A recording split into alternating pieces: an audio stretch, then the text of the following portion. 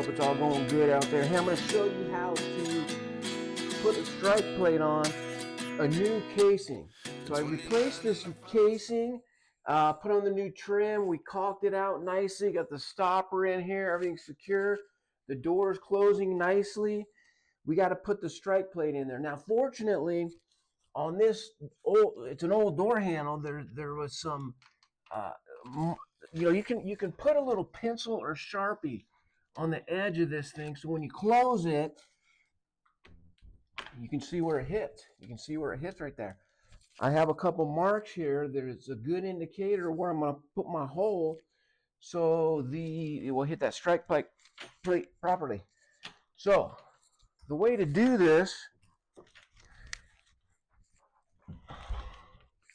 one of the ways we can see right where it hits right there, what I'll do is just grab my pencil, okay, and just put a little mark right on the casing, right about where that thing hits, on the top and on the bottom right there. Cool. So now when I open it, I can see exactly where that door handle knob is going to hit, right on the strike plate. Okay, now next, we don't know exactly how far in this strike plate needs to be.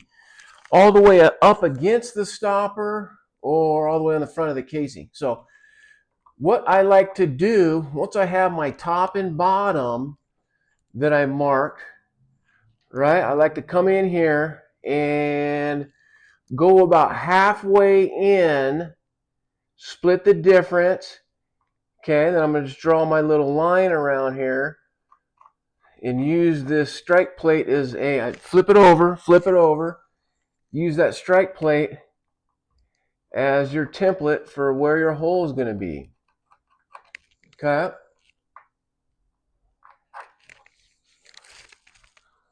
So you can use a paddle bit, a large drill bit, or a hole saw bit, whatever it is. Just try to stay within the template there. So we come right in the middle. Okay. The thing about this type of bit is that you're definitely going to go through the casing, right? Not too big of a deal. A little bit higher. I'm just looking on the left here, checking my marks. See if I'm within, and so I'm just right in the center. Right in the center of that template there.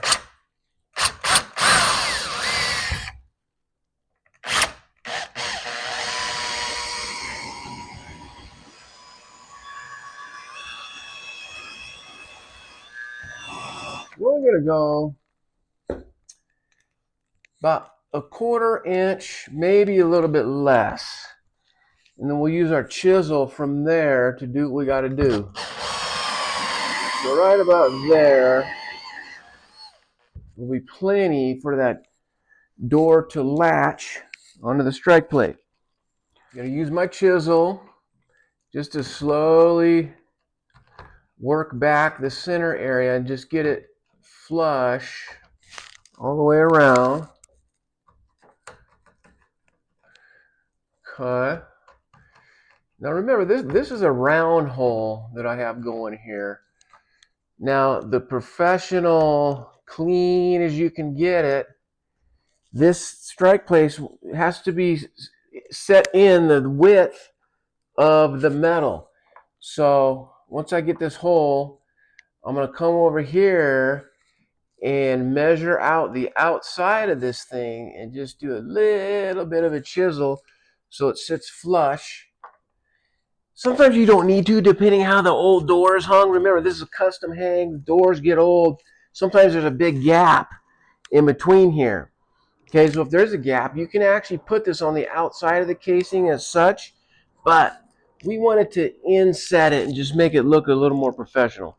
So now all we have is the hole, and it closes nicely. Okay, we kind of got lucky on that. We just centered it as far as the depth on the casing here, and then so when we go to close the door, boom, it latches.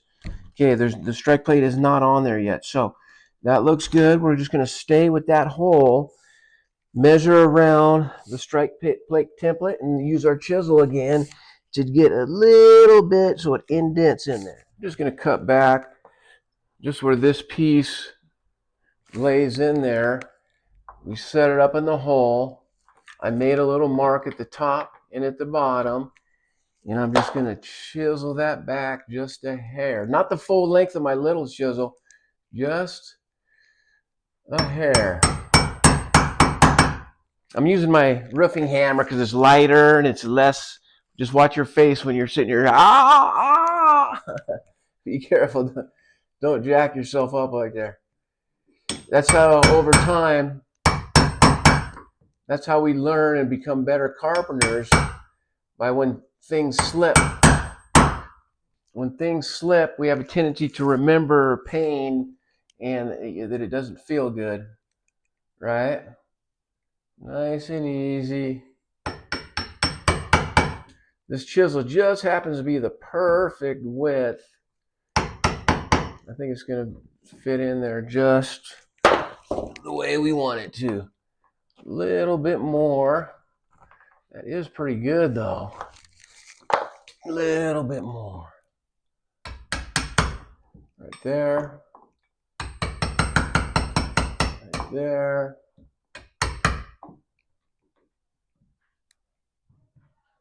Okay.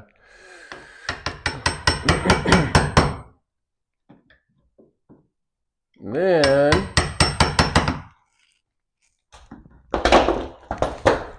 I will mark the outside. Okay, boom. On what this should look like around the outside here. Set it in there and give it a little tap.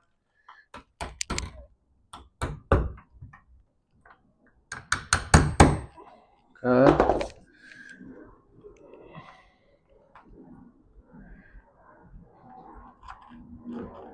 Bring your line all the way to the edge of the casing there, because we're going to go all the way.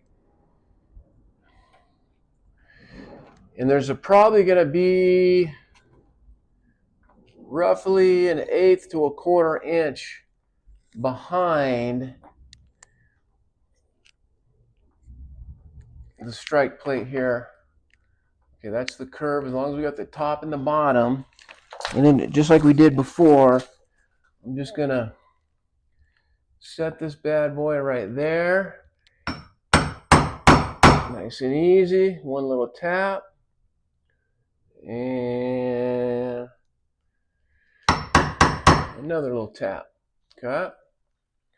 Come down to my bottom mark.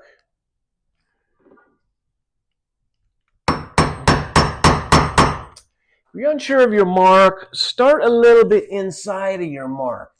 That's a little trick I learned, because remember, we can always take material away. It's harder to add it later.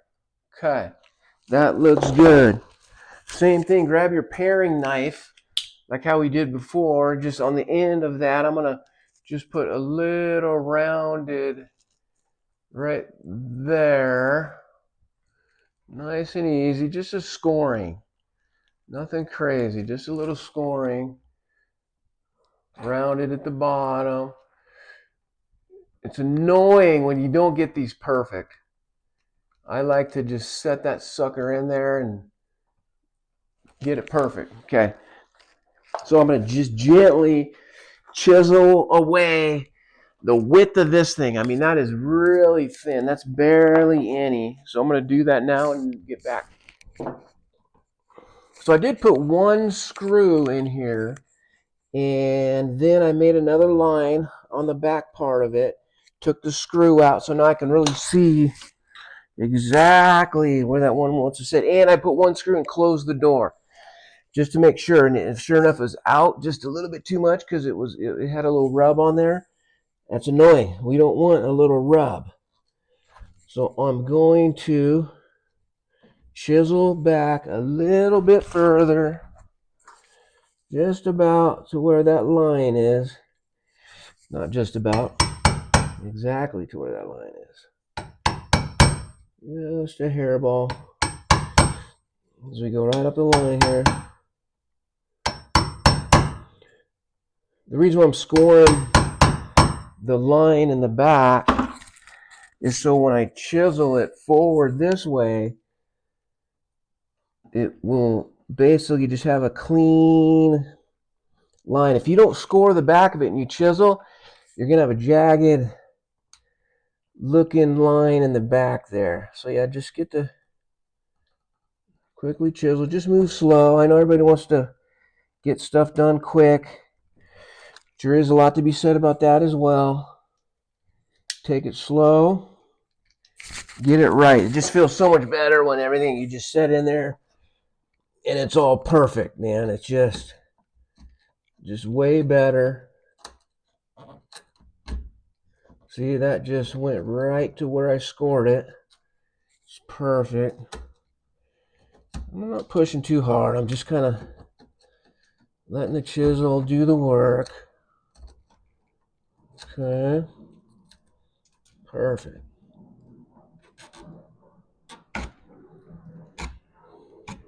Smooth it out. You know, you can always get a little sandpaper in here and get this smoothed out if you'd like. You know, the chisel can get it smooth. It takes time to learn that skill.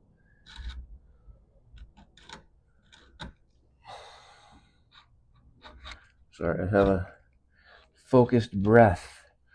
Ujjayi breath. I also practice yoga, so I've learned to the Ujjayi breath. That's one thing that does separate yoga from the rest of any other kind of exercise, is the way you breathe, by the way.